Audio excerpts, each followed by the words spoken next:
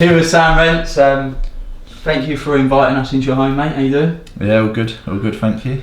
So we jumped straight into it. I reckon 4 to 6 weeks ago now, you parted ways with Worthing, and then signed with Eastbourne Borough in the National League South. And there was no statement, or you didn't come out on your Twitter and say anything, but heard from the industry sources, so shall we say, that you announced your retirement from football for good.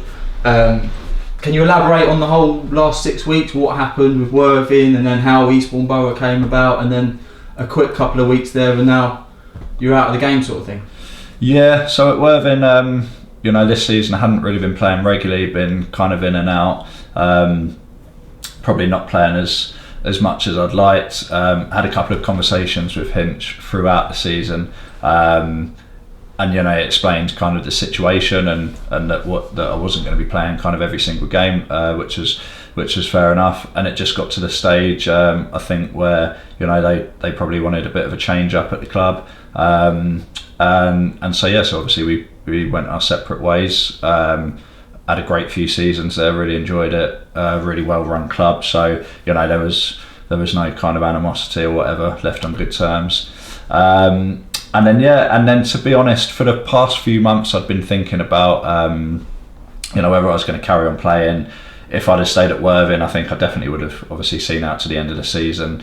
And then I kind of just got a call out of nowhere really from Eastbourne, and it turned my head a little bit, and I just thought it's kind of one last opportunity to play a little bit higher again. I know quite a few of the lads down there, so I went and met Jamie and Danny, had a chat, and it seemed like a good fit till the end of the season. Played a couple of games and results weren't great or whatever, and then I think again as a bit of a mutual decision that I wasn't happy to kind of carry on to the end of the season. I think Jamie was maybe under a little bit of pressure his end just to get results and bring in more attack minded players. So kind of decided to call it a day there, and I think I still obviously love the game and that kind of stuff, but my heart hasn't really been in the playing side for a little while now, and I just thought it would be a good time to stop while the season's still going on,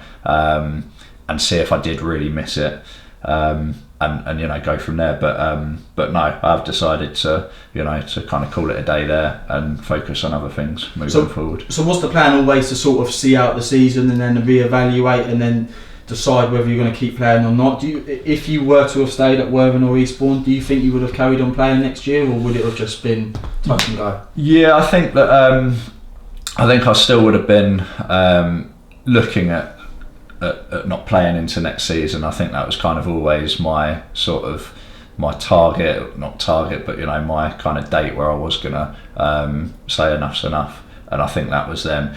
Had I stayed at Eastbourne or Worthing, then yeah, I definitely would have seen out to the end of the season. But as I say, I didn't leave either club with any kind of animosity or ill feeling or whatever, with Hinch and with Jamie Howe. So everything was left fine. Yeah.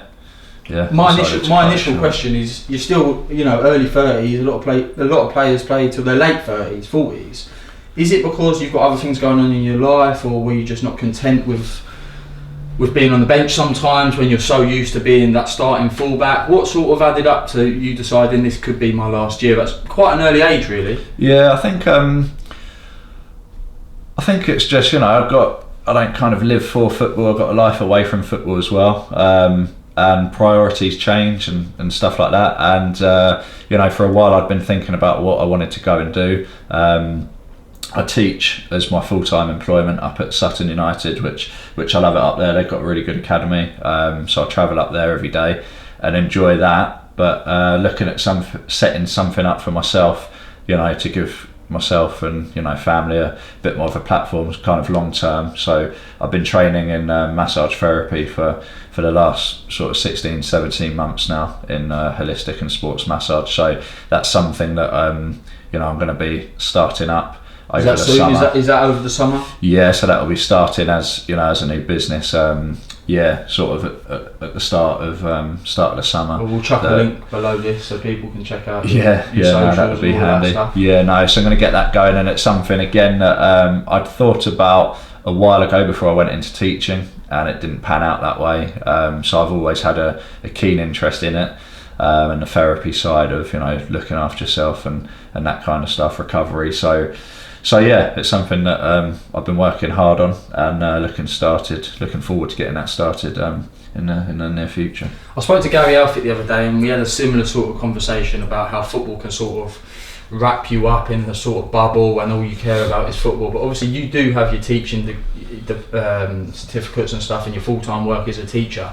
But a lot of players aren't so lucky, and all they rely on is their football. And then they come to your sort of age, maybe later on in life, and they don't have too many options. Do you think that we're in a bit of a, not yourself, but do you think a lot of players are in a hard situation where they don't know where to turn when football is no longer there for them? Yeah, definitely. It's like an old cliche, isn't it? Really, that it doesn't last forever. And I think, kind of having started my career at Brighton or whatever, and played in the league and kind of slowly worked my way backwards, you do come to realise that obviously there is more to life than football. And I think unless you play in kind of the top two leagues, that's when you can kind of retire at a young age, not have to worry. So you'd say Premiership, Championship, you're probably okay financially? I think, I guess there's obviously some League One and League Two players who do look after their money, and they're very good with their money and invest it and whatnot, and they're probably in a good comfortable position as well. But for a lot of people, probably thousands, they still have to carry on working when they stop playing from football. And I think it's just a fine line of kind of how long you keep going and what you do with your money kind of in between that. You were obviously at Brighton, you started your career at Brighton, went through the academy and made appearances for the first team. Do you think the PFA and the unions around professional football provide ex-pros like yourself enough support when you do come out of full-time football and you drop down the leagues, in all due respect? Are they still there to give you support and help and guidance? I think so. From I can only really speak from my personal experience, but they've been excellent with me when I did my teaching degree. I did it through the PFA, and you get 50% of your course fees back, and they're supportive. And I did it through them through the university that they work with, and the same with the sports therapy courses that I've been doing. Again, fully supported by the PFA, and on completion you get up to 50% back of your course fee. So I think from kind of what they can do, but from my personal experience, they have been good. I guess that's only really from a financial side, but they do give you that support and backing, I think, if you do need it. From your time in Brighton, I remember you had a really good age group. Are some of the boys still playing who you were there with? Yeah, obviously Coxey is at Eastbourne Borough. Jake Robinson's still playing. I think they're the only two from my group who are actually still playing, I think. In terms of league football, obviously you've got quite a few from the younger age group. Obviously got Tommy Elphick and Joel, who are kind of Joel. Oh, they were the younger age group, were they? Yeah, they were the year below me, but they're obviously gone on and done really well. Russell Martin had a short stint in our youth team at my age, and obviously he's gone on to have a hell of a career as well. So yeah, there's still a few. Still speak to all of them every now and then. So just something to touch on whilst you were at Brighton. You went from Brighton to Crawley, got released from Brighton. I think a lot of youngsters could be watching this, could be going through that process of being knocked back from a big club and then having to find the club afterwards. Can you just give some advice and tell us a little bit about your story, about how you were released, and did you think it was the end of the world and football wasn't an option for you anymore, and how Crawley Town a good step? Yeah, I think I had a great time at Brighton. Obviously I was there for years and years since I was a kid. Lucky enough to play in the first team for a couple of seasons, and I suppose when I did get released it was a little bit of a shock, because I played quite a few games since turning pro, so I thought that I was going to get a bit more of an opportunity to kind of carry on and see where it went. But it is how it is. I've never really been the type of person to get bitter about stuff. Obviously I was gutted at the time, but I literally signed for Crawley a couple of days later, played in the Senior Cup final for Brighton against Crawley, and I guess off the back of that game really ended up getting signed by Crawley. So I think it just shows that, you know, I'd already been released from Brighton, but chose to play in that game, another opportunity, you know, just to obviously kind of one last game and obviously showcase yourself against another club as well. And it worked. So yeah, I think that you know, you just have to, I think every player knows within himself, if they've done everything they can, then that's kind of all you can do. Unfortunately, I got released from Brighton after 2 years as a pro there, but you know, I've got really good memories of the club and the times that I had there, so yeah, I can't really complain too much. After Crawley, you knocked around the Conference Leagues a little bit and eventually found yourself coming back to Sussex. You were at Gateshead and you were at Sutton. When you were at them clubs, was the plan always to try and get back into full-time football, or were you sort of content with being where you were and focusing on your life outside of football, or was it always, look, I'm trying to push on and get back into a full-time environment? Yeah, definitely. I think especially early on, obviously at Crawley, that was in the conference and got promoted to League Two. Gateshead were in the conference as well, and it was full-time. That was always the aim. I think when I went to Sutton, they were still training as a full-time club, so you know, I really enjoyed it there. But I think when I did sign for Sutton, that's when I kind of thought in the back of my head, right, I need to now start preparing for kind of for part-time football and what I won't be doing or what I will be doing if I'm not playing full-time anymore. So that was kind of when I had like the wake-up call really, and looked at getting into, you know, another career, and that's how I kind of fell into teaching, and it worked quite well to start off with. Just coming back to present day, would you ever be tempted by like the county leagues and stuff like that? There is obviously as much money in the county leagues as there are the Bostik leagues, but is that something that you've given thought to? You know, if it's a little bit more flexible, you know, in terms of attending training sessions and the travelling aspect on game day, is that something that you'd be looking at maybe next year, or is it not? I don't think so. I think you know, there's always at any level of non-leagues always a club or two chuck money around and all that. But it's not about that for you. Obviously. Yeah, not anymore. I think I am just kind of done with the playing side. You know, I'll have a five-a-side with my mates every now and then when I want to. You know, I still look after myself and wanting to do, you know, I've run a marathon before, that's something that I want to go and do again, that kind of stuff. So in terms of like fitness and that kind of stuff, you know, I still look after myself, still, you know, work out and from you know, that point of view. But I think, yeah, I am, you know, my heart's not really in playing anymore. So Gary made a really good point the other day, and he was just saying how the dynamic at Brighton has changed since when you guys were there. Have you got any note on that? Have you got any comment on that? He specifically talked about the youngsters, how the youngsters act nowadays compared to how you were there. Do you have any fond memories of Brighton? Have you got any examples of how times have changed? Yeah, definitely. I think, you know, everyone knows that obviously football's a completely different world now. When I was like doing my YTS and that, you know, you had like pros like Charlie Oatway, Richard Carpenter, Guy Butters, Kerry Mayer, Gary Hart, and you know, it was a completely different world. You'd get, you know, you'd be making them tea, cleaning their boots, all that stuff, going and getting them breakfast.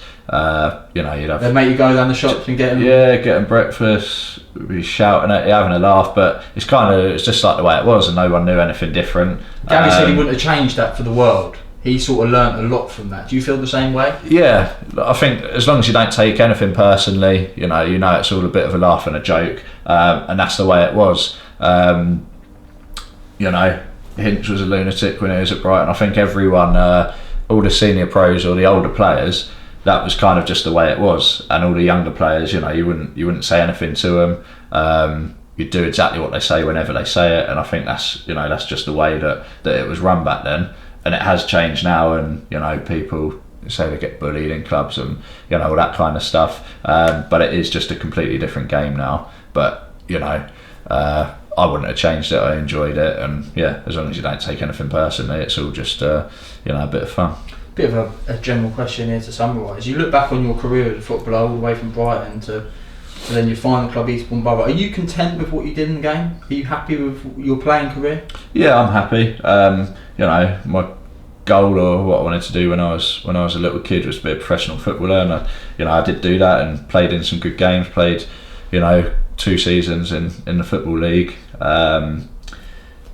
Played at West Ham away in the FA Cup for Brighton. Obviously, was involved in a good cup run with Crawley. And even the other clubs, Gateshead was a really good club. Loved playing there in the conference every week. And pretty much, all the clubs that I played at, I've enjoyed. And yeah, I'm not bitter about anything. Obviously, you'd like to always play high, of course. I think anyone would, be lying if they told you otherwise. But yeah, I'm happy with what I've done, and happy to leave it there. I think it's a rarity to find someone that's you seem genuinely content with what you've done in the game and happy to sort of step away. Do you think in a month's time, 2 months' time, 3 months' time, you might just get that itch to get back into it? Maybe it's not playing, maybe it's coaching. I think there's a few we put out for a few questions, and one of the questions was, do you see yourself getting into the coaching side of the game? Potentially. I'd never say kind of no and close that door. Sure. Short term, it's not something that I think I'll go and do. Obviously, I have, I'm part of a coaching company that I do currently have as well. Holiday courses and stuff like that, which mainly runs up in London. So I am still involved with coaching and working at Sutton with their academy every day. So I'm still obviously heavily involved in football. So you have your badges and stuff to fall back on. Yeah, I do have that, and I do enjoy coaching. But I just think that kind of my aspirations and my motivation at the minute is down a slightly different route. Sure. And that's that's the one that I'm gonna kind of follow up on and concentrate on for the next chapter. Football will always be there for you, I'm sure. Yeah, of course. What you've done in the game, there'll be plenty of doors that are wide open for you to go and. Yeah, I think I'll always be involved in football or certainly the sport industry for kind of my whole life. That's all I've ever done. I don't know anything else apart from a couple of days removals work with moving buddies. But nice, apart from that, yeah, there you go. Apart from that, sport has been my life, so I think I'll always be involved in it one way or the other. Superb. There's a few decent questions that come in. Matt Axel at Touchline, Axe, didn't you? He said, best favourite changing room you've been involved in? And I think he means in terms of environment. Yeah. Good crack. Yeah. Definitely Crawley that season where we had the good run. You had like Matt Tubbs, Craig McAllister, Sergio. Danny Bullman, who's still at Crawley. That was really good. Yeah, Steve Evans was the manager, and obviously I think a lot of people have heard the stories about him. But I think that the whole change room just was so tight and so close because of that probably. But yeah, that was a really good place. Great question from Max again. Which winger gave you your toughest game? Oh. You must have played against some decent wingers in your time. Oh, I've had a few. Definitely not Nicky Wheeler. Probably Leon Britton, I think, just a name drop. Yeah, obviously had 500 appearances at Swansea, but when I was playing in the first team at Brighton, he played as a winger, and he was so small, but he was just so sharp, good feet, great technically. He just had a bit of everything really, and I think he gave me a few runarounds in the few games that I played against him. Would you prefer to play against a rapid, raw winger, or would you sort of match yourself up better against a more technical? Yeah, I think so. I've never been blessed with blistering pace. When I was younger, I was a bit sharper, but I'd definitely play against someone who maybe plays on their weaker side and looks to chop in rather than can run 100 mile an hour down the wing. Yeah. Something that definitely stood out for me this year was your set pieces, and Sam from Worthing touched on that with a question he tweeted in, just saying why you didn't celebrate after scoring your free kicks. What was your record? I know you probably don't want to say it, but it was something like 4 or 5 this year. Free kicks from set pieces. Yeah, I think it was five from set pieces. Yeah. Not bad either. All come in quick succession. Yeah, it was all within a week or two, weren't they? Yeah. On a little bit of a run. Yeah. So how come you didn't celebrate? I don't know. I don't really know. Yeah. I don't score a lot, and yeah, I'm just so laid back really that I think I expect to score when I hit him. So, no, I'm only joking. No, I honestly don't really know. No. I think I just score, and I'm not one to go and do some silly celebration, and just. Brian O'Toole tweeted in as well and said, "What was it like under Gary when we couldn't win a game?" I was in that changing room as well, and it was hard. But can you just touch on that? Not just that moment, but have you been in any other teams where things aren't going your way and you can't find a result? How do you get through them tough times? What's it like as a player? You just have to keep on going. There's no magic formula. I mean, everyone knows that. Every manager knows that. I'm good mates with Gaz. Everyone was gutted after every game. All you can do is just kind of keep going and working hard, and you eventually nick a win, an ugly win or whatever, and things start to change. Obviously, unfortunately for Gaz, we didn't get to that stage, but I think there's only really so much you can do. Did you find it affecting your life outside of football? It's hard to just forget about it. 5 o'clock Saturday, you forget about what happened. Did it drag into your Saturday evening, your Sunday morning? I think it does a little bit. That night, and when I probably started to not be as fussed as much, that's probably when at the back of my mind I kind of knew, whether I should still be playing or whether I'll be playing for too much longer. But I think just things change. When you have a child, I think you don't really have time to go home and sulk and stuff. And and like I say, I still like my life away out, from football. I don't really want to be moping around and all that over the weekend. So yeah, obviously it does hurt, and you want to win every game, of course. But I think once you come away from football, everyone kind of takes a breather, and you can actually enjoy the rest of your weekend or whatever until you're back in on a Tuesday night. Just to touch on your time at Worthing again, like you mentioned before, great club. The things George has done down there is exceptional. Do you have a moment that stands out for you at Worthing? You spent a good few years there, some ups, some downs. Is there any moments that stand out for you? I think the away win at Dagenham in the trophy, in my second season there, that was really good.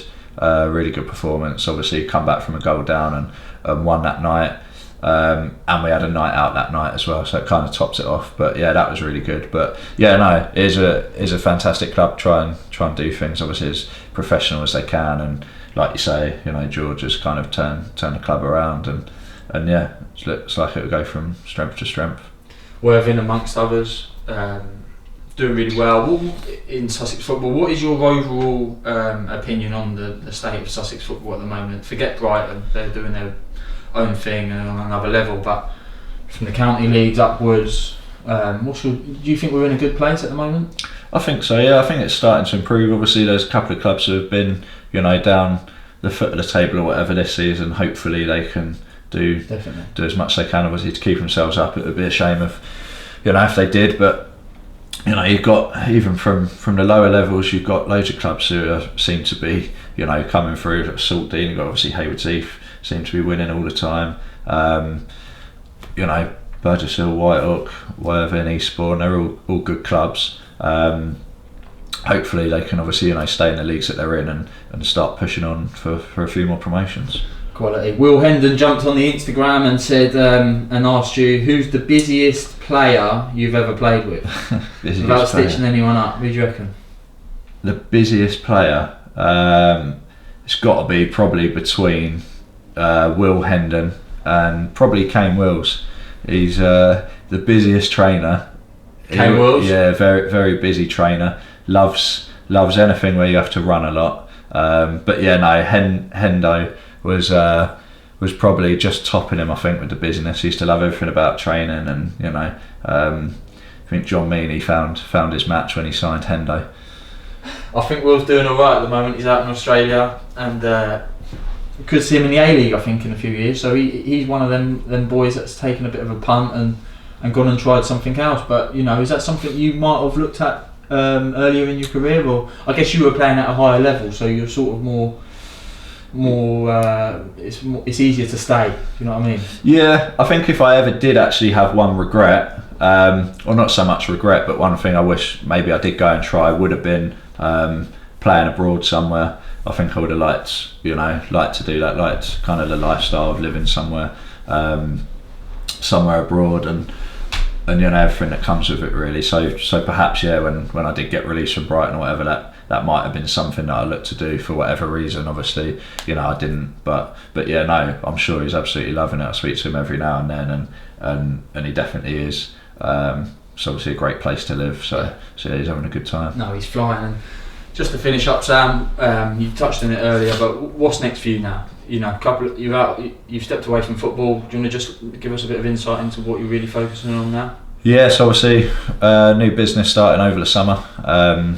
Holistic and sports massage, what I'll be specialising in. So yeah, that'll be up and running, and I'll be continuing, my education role up at Sutton United. So. Are you going to be focusing on football clubs, or is it more a general practice for anyone that feels like they need some treatment? Yeah, it'll be a broader kind of spectrum. I'm sure that I'll have hopefully a lot of clients from the sport and sort of performance world in terms of contacts, but yeah, no, it will definitely be aimed at kind of rehab and for anyone who's got any aches and pains and recovery. Superb, mate. You should be proud of your football career, and we'll wait to see what happens next. Nice one. Cheers, Luke.